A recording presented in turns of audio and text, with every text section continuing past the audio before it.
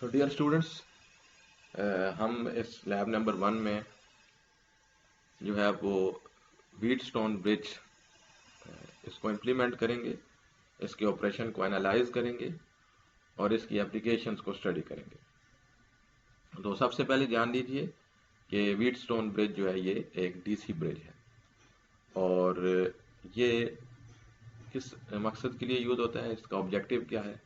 इसका first objective ये है कि ये अननोन रेजिस्टेंस मेजर करने के लिए यूज किया जाता है। उसका first and the primary function जो है वो अननोन रेजिस्टेंस को मेजर करना है। Then indirectly we can measure many things with it. So आइए अब इसकी सर्किट की तरफ चलते हैं। ये आपके सामने इसका सर्किट मौजूद है। आप देख सकते हैं कि लेफ्ट साइड पे एक वोल्टेज सोर्स है और राइट साइड पे ये एक ब्रिज सर्किट मौजूद है। इसके अंदर 4 रजिस्टर्स हैं, RX, RA, RB and RC। इसमें से 3 रजिस्टर्स की वैल्यूज आपको नॉन होती है, जिनको हमने RA, RB और RC का नाम दिया है, जबकि एक रजिस्टर RX, जिसको हमने RX का नाम दिया है, ये अननोन रेजिस्टेंस है और हम अननोन रेजिस्टेंस फाइंड करना चाहते हैं with the help of this circuit. फिर इसके दरमियान में आप देख लीजिए एक गैल्वेनोमीटर है।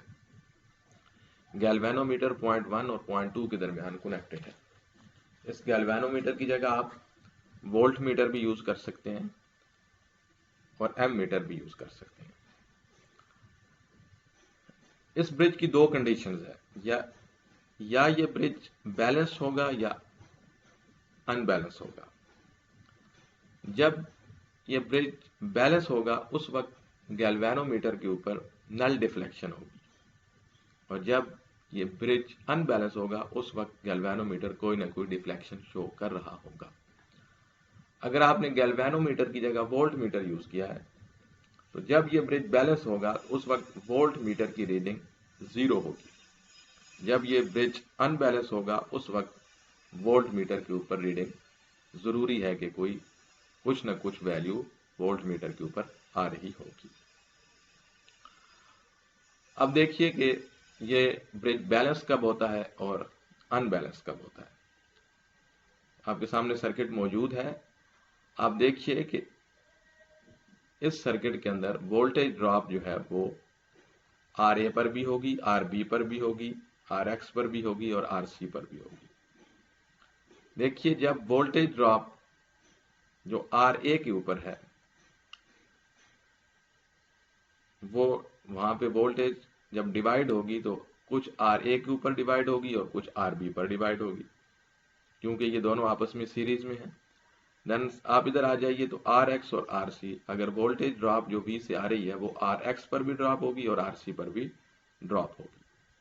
अगर पॉइंट 1 और पॉइंट 2 पर वोल्टेज ड्रॉप इक्वल हो जाती है, यानी RB के क्रॉस वोल्टेज ड्रॉप और RC के क्रॉस वोल्टेज ड्रॉप इक्वल हो जाती है, तो पॉइंट 1 और पॉइंट 2 दोनों के दरमियान पोटेंशियल डिफरेंस 0 हो जाएगा। या पोटेंशियल डिफरेंस 0 हो जाएगा तो वोल्ट मीटर के ऊपर कोई रीडिंग नहीं आएगी। अगर वो गैल्वेनोमीटर है तो वहां पे कोई करंट फ्लो नहीं करेगा और डिफ्लेक्शन 0 होगी।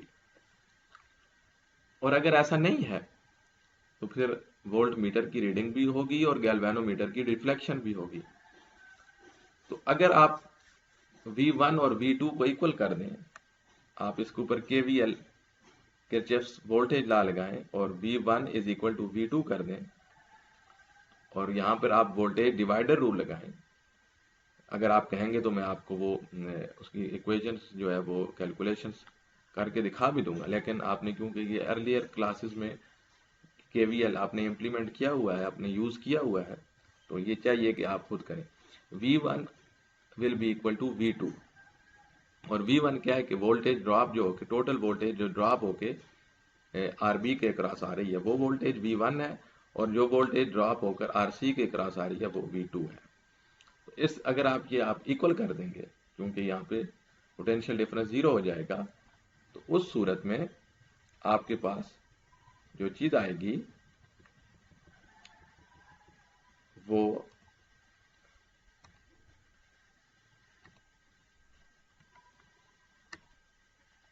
वो ये आएगी कि R A divided by R B is equal to R X divided by R C. और इससे आप फर्दर आप इस फॉर्म में लिख सकते हैं R X is equal to R A divided by R B multiply by R C. तो जैसा कि आर ए, आर बी और आर सी आपको नोन थे, आर एक्स अननोन था, तो आप अननोन रेजिस्टेंस इस फार्मूला की मदद से फाइंड कर सकते हैं।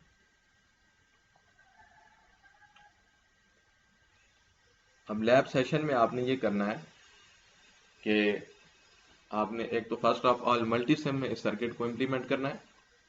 मल्टीसिम में गैल्वेनोमीटर भी मौजूद है और वोल्ट मीटर भी मौजूद है और वोल्टेज सोर्स भी मौजूद है, रजिस्टर्स भी मौजूद है। अपनी मर्जी से R A, R B, R C कोई भी रजिस्टर्स की वैल्यूज लें और एक रजिस्टर आर एक्स लें जिसको आप एज्यूम कर लें कि वो आपको अननोन है, लेकिन एक्चुअल रीडिंग भी आपको मालूम होगी, और आप उसको इस फार्मूला की मदद से आप उसको ब्रिज को बैलेंस करें।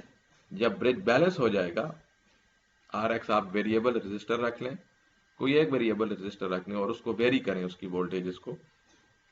जब वो वेरी करने से किसी एक पोजीशन पे ब्रिज बैलेंस हो जाएगा, गैल्वेनोमीटर की रीडिंग 0 हो जाएगी। अगर वोल्ट मीटर यूज कर रहे हैं तो उसकी रीडिंग 0 हो जाएगी, पोटेंशियल डिफरेंस 0 हो जाएगा। जब पोटेंशियल डिफरेंस 0 हो जाए उस वक्त आप ये formula R X equal to R A divided by R B multiply by R C करें, तो उससे आपके पास अननोन रेजिस्टेंस की वैल्यू आएगी R X. That will be in ohms, you know the units of resistance are in ohms. So you will find this unknown resistance, and actually you can measure actual resistance with the help of ohm meter. So there are basically two readings. One you have obtained from this Wheatstone bridge by using this formula Rx is equal to Ra divided by Rb multiplied by Rc, and the other one is the actual reading of Rx which you can obtain from the digital multimeter or the ohm meter, and then you can find out error with percentage error with the which is the difference of R actual and Rx in the percentage. ये Multisim में आपने करना है।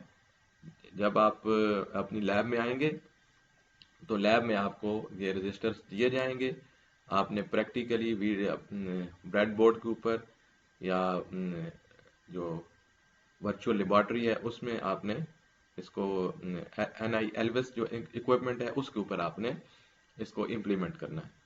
जब implement करेंगे practically तो ये आपके पास व्हीटस्टोन ब्रिज की ये इम्प्लीमेंटेशन हो जाएगी। देन इसका यूज क्या है? इसका यूज आप लोड सेल में कर सकते हैं।